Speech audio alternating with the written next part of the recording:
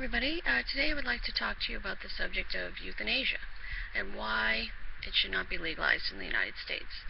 This is a very controversial subject and one that most people don't even like to talk about. But studies have shown that in countries where euthanasia has been legalized, there's been a change in morality and the value of human life. By the end of my speech, hopefully you will know more about euthanasia and why we should not legalize euthanasia in the United States.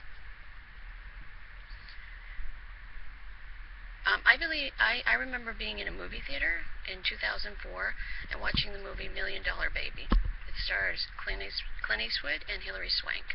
It was a lighthearted movie about a young woman named Maggie, and she was just a poor woman with a poor background that wanted to make it big as a boxer. But then, at the end of the movie, it became this very serious film about euthanasia. What would you do if a loved one asked you to end their life? I believe everyone has the right to die.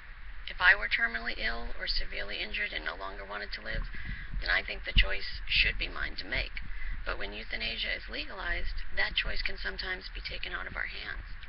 There are 4 different types of euthanasia, and there are very strong opinions both for and against on the subject. But ultimately, I believe everyone wants a peaceful and humane death for themselves and their loved ones, but legalizing euthanasia is not going to guarantee that.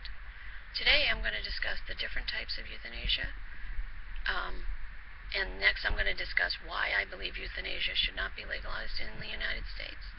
And finally, I will talk about the legalization of euthanasia in other countries, such as the Netherlands, and how that's changed how people view sickness and death in that country. Euthanasia is illegal for every state in the United States. There are 4 states, Washington, Oregon, Montana, and Vermont, that now allow physician-assisted suicide, which is different. There are 4 different types of euthanasia. There's active euthanasia, which is when you take specific steps to cause a patient's death, like injecting someone with poison or an overdose of sleeping pills. And then there's passive euthanasia, which is when you withdraw medical treatment with the intention of causing the individual to die, or a do not resuscitate order, or taking someone off life support. So basically, the difference between active and passive euthanasia is when, with active euthanasia, something is done to end a life, and with passive euthanasia, something is not done. And then there's voluntary and involuntary euthanasia. Voluntary euthanasia is when a patient specifically asks for an action to be taken to end their life, or that the life-saving treatment be stopped, and with full knowledge that this will cause his or her death.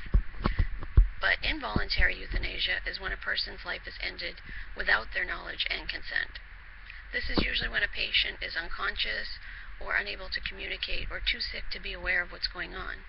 But although these are very clear distinctions, you either willingly consent to ending your life or you do not, it can become ambiguous in the courts and in public opinion. Some points against legalizing euthanasia. Euthanasia opposers argue that the elderly and people with incurable and debilitating illnesses will be disposed of from society. The patients themselves may feel pressure to end their life as to not burden their loved ones and their family and society. We also need to consider the mental health of the patients requesting to end their life. If euthanasia became legal in the United States, just think how many individuals with depression, schizophrenia, and substance abuse that could affect. There would need to be considerable pre-screening of these patients' mental status prior to granting the use of euthanasia. But would that always happen? Maybe not.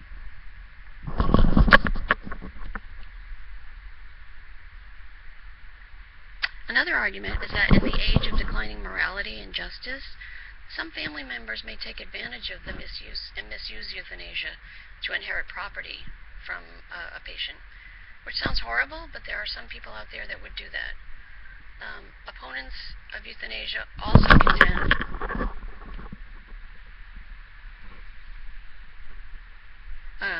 contend that the moral responsibility to keep patients alive is stated in the Hippocratic Oath that doctors have the obligation.